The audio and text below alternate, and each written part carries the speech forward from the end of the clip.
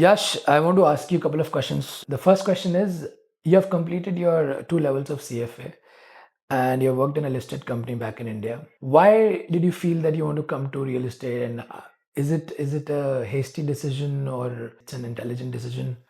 How will you reply on that? Well, I get that a lot.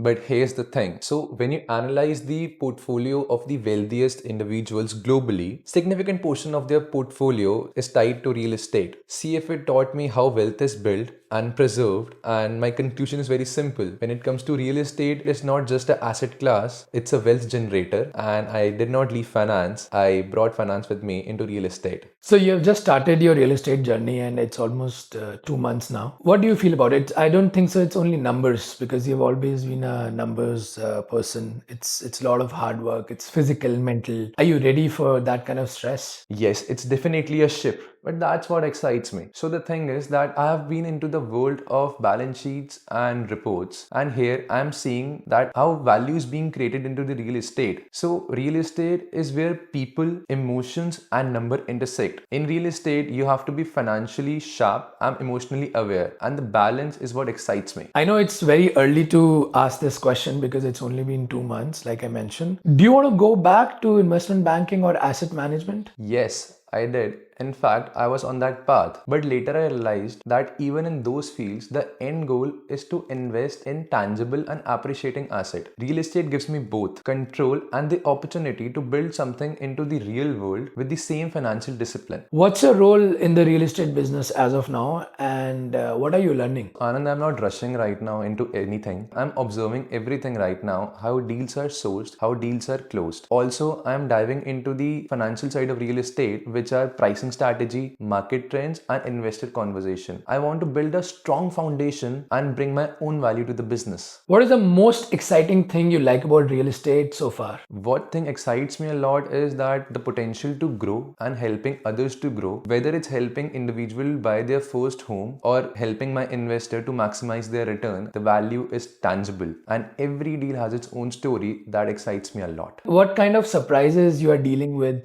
when working in real estate? First of all, you need to understand how important emotional intelligence is. In finance, numbers lead their way. In real estate, it's a blend. You need to understand what motivates them, what they are scared of, and what they want. Deals are made on trust as much as on spreadsheets. You talk about portfolio theory, asset management. How does that fit in a real estate? In my view, real estate is the backbone of any solid portfolio. It offers you income, appreciation, and inflation protection. While equities gives you growth, bonds give you stability, real estate gives you leverage and control. These are two most powerful wealth building tools. So I want to ask you this question, and I think a lot of people will be interested now. How a person with a financial background all his life is moving towards real estate? Don't ignore that. If you know capital, risk, and return, you already know 50% of the real estate, and the other 50% is local knowledge, psychology, and relationships. Learn that and your edge multiplies. So, is your CFA knowledge useful in real estate?